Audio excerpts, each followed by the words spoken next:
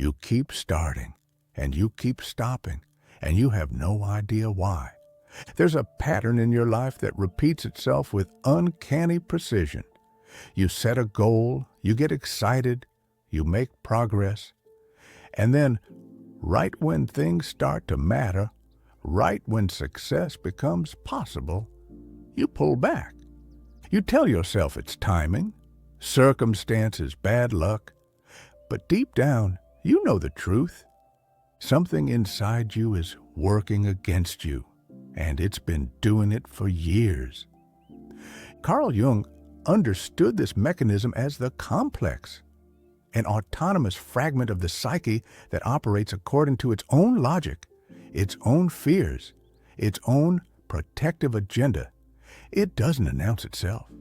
It doesn't explain its reasoning. It just acts. And when it acts, it sabotages. But here's what most people miss. The part of you that derails your progress isn't trying to destroy you, it's trying to protect you from something it believes is far more dangerous than failure. Visibility, change, the loss of the identity you've been clinging to. The saboteur isn't your enemy. It's a frightened part of yourself that learned somewhere along the way that success is dangerous, that being seen is dangerous, that outgrowing your old life means losing the only version of yourself you know how to be. And it will do anything to keep you safe, even if safe means small, even if safe means stuck. This is what makes self-sabotage so insidious. It doesn't feel like sabotage. It feels like reason, like intuition, like a sudden realization that maybe this goal wasn't right for you after all. You don't recognize it as fear. You experience it as clarity. And that's exactly how it wants you to experience it. Because if you saw it for what it was, you might challenge it. You might push through, you might actually succeed. And success is the one thing the saboteur can't allow. Let's be clear about what we're talking about. This isn't laziness. This isn't lack of discipline or motivation. Those are surface explanations that keep you from seeing what's actually happening underneath. Sabotage is a psychological defense mechanism. It activates when the psyche perceives a threat to its established sense of self. And nothing threatens the psyche more than transformation. Because transformation means death. Not literal death, but the death of the person you've been, the death of the story you've been telling yourself about who you are and what you're capable of. And some part of you would rather fail in familiar ways than succeed and become unrecognizable to yourself. Jung called these autonomous complexes because they operate independently of conscious control. They have their own energy, their own agenda, their own voice in your internal dialogue. When you're about to take a risk, the complex speaks. It reminds you of past failures. It questions your abilities. It suggests that maybe you're not ready. Maybe you should wait. Maybe this isn't the right time. And because it sounds like your own thoughts, you believe it. But it's not you.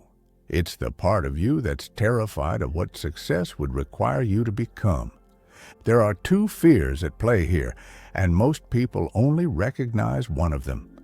Everyone understands fear of failure. It's obvious, visible, socially acceptable to admit. But fear of success is harder to see because it doesn't make logical sense. Why would anyone be afraid of getting what they want? But the psyche doesn't operate on logic. It operates on survival. And to the unconscious, success represents a fundamental threat. Success means visibility. It means being seen, judged, evaluated. It means stepping out of the background and into a space where failure becomes public, where people have expectations, where you can't hide anymore. For someone who grew up feeling unsafe being seen, success feels like exposure, like standing naked in front of a crowd. The psyche will do anything to avoid that. Success also means change. It means your relationships shift. Your daily life shifts. The way people perceive you shifts. And if your identity has been built around struggle, around being the underdog, around almost making it but not quite, then success threatens to erase the only version of yourself you know. Who are you if you're not fighting to prove yourself? Who are you if you actually achieve what you set out to do? The saboteur would rather you never find out. So it intervenes, quietly, subtly, in ways that look like anything but self-sabotage. Let's make this concrete, because this doesn't happen in theory. It happens in the middle of your actual life, in patterns so consistent you could set a timer by them. You start a project, could be a business, a creative endeavor, a fitness goal, doesn't matter. What matters is that it means something to you. It represents a version of yourself you've been wanting to become. The first few weeks are exhilarating. You have energy, momentum, you're making progress. You can see it working. For the first time in a long time, you feel capable. And then you hit 70%. Not failure, not a roadblock, just the point where the project becomes real, where it stops being potential and starts becoming actual, where people might actually see it, judge it, where you might actually have to stand behind it and claim it as yours. And that's when it happens. Suddenly, you lose interest. The project that excited you last week now feels heavy, burdensome. You start noticing flaws. You question whether it's good enough, whether you're good enough, whether anyone would care even if you finished. You tell yourself you'll come back to it. You just need a break. You need to think it through more clearly. But you don't come back. You start something new, something that feels fresh and exciting, something that hasn't reached 70% yet. And the cycle repeats. This is the saboteur's signature move. It doesn't stop you from starting. It stops you from finishing, because finishing means it's real. Finishing means you can't take it back. Finishing means you have to face whatever comes next. And what comes next terrifies the part of you that's still operating from old wounds. Maybe you grew up in an environment where achievement was met with jealousy or resentment, where standing out meant becoming a target, where success in one area meant someone else got hurt or left behind. The psyche remembers that, and it generalizes. It decides that success itself is dangerous, that being visible is dangerous, that the safest place to be is almost there, but not quite. So it sabotages, not out of malice, out of protection. Or maybe you internalize the belief that you don't deserve good things, that you're fundamentally flawed or unworthy, that success is for other people, not for you. And when you start moving toward success anyway, the psyche experiences cognitive dissonance. Your behavior doesn't match your belief system, and the psyche will always defend its belief system, even when that system is built on lies. So it finds ways to confirm what it already believes. It creates situations where you fail. It manufactures evidence that you were right to doubt yourself. It keeps you small, so it doesn't have to revise its understanding of who you are. This is what makes self-sabotage so hard to overcome. It's not conscious. You're not actively choosing it. It's happening beneath awareness, driven by parts of yourself that are trying to keep you safe from threats that no longer exist. But the threats felt real once, and the psyche doesn't forget. Here's what most people do when they start recognizing their sabotage patterns. They get angry. They try to force themselves past it through willpower and discipline. They treat the saboteur as an enemy that needs to be defeated. And it doesn't work. Because you can't overpower a part of yourself. You can only integrate it. This is the shift. The moment you stop fighting the sabotage and start understanding it, the saboteur isn't irrational. It's operating from a deeply rational place, given the information it has. It learned that success is dangerous, that visibility leads to pain, that transformation means loss, and it's trying to protect you from those outcomes. The problem is, it's working with outdated information. It's responding to threats from your past as if they still exist in your present. It's treating your adult life like your childhood, your current goals like old wounds. And until you address that directly, until you speak to the part that's afraid, it will keep intervening.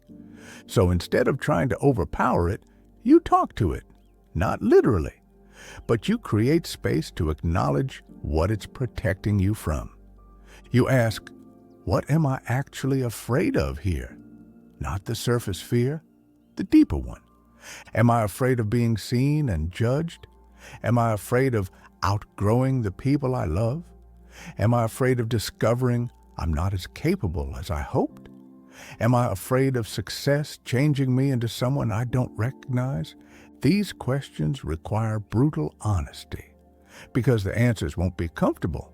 But this is where the work happens, in the uncomfortable space between who you've been and who you're trying to become. When you identify the fear, you can start addressing it directly. You can show the frightened part of yourself that the old threats aren't present anymore, that being seen doesn't mean being destroyed, that success doesn't mean abandonment, that transformation doesn't erase you, it expands you. This isn't a one-time conversation. It's a continuous practice. Every time you feel the urge to quit, to distract yourself, to sabotage, you pause, you recognize it, you ask what it's protecting you from, and you respond with compassion instead of force.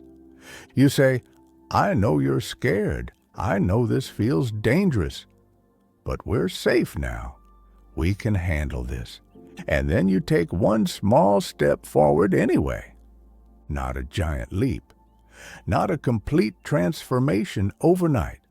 Just one action that moves you past the point where you usually quit. You finish the project, you hit publish, you send the email, you show up even when it's uncomfortable, and you prove to the saboteur that nothing terrible happens when you do. This is how you integrate the wounded part, not by silencing it, not by overpowering it, but by showing it, through repeated experience, that the fears it's protecting you from are no longer valid, and something shifts. The sabotage doesn't disappear completely, but it loses its power. You start recognizing it faster. You stop believing its narrative automatically. You develop the capacity to feel the fear and move forward anyway. And the more you do this, the more the psyche begins to trust that success is safe, that visibility is safe, that becoming someone new doesn't mean losing yourself. The complex begins to integrate. The autonomous fragment that's been working against you starts working with you. And here's what changes. You stop starting and stopping. You stop abandoning projects at 70%. You stop creating elaborate reasons for why now isn't the right time. You finish things, you follow through, you let yourself be seen, not because you've become fearless, but because you've learned to move with the fear instead of letting it stop you.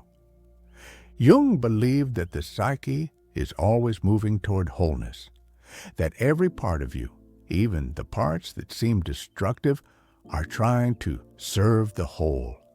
The saboteur is no different. It's a part that learned to protect you when protection was necessary.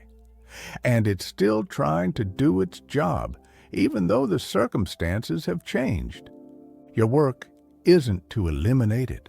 Your work is to update its programming, to show it that the old rules no longer apply, to teach it that safety doesn't mean staying small. This takes time. It takes patience. It takes a willingness to meet yourself with compassion instead of judgment. Because you can't hate yourself into growth. You can't shame the saboteur into silence. You can't force transformation through willpower alone.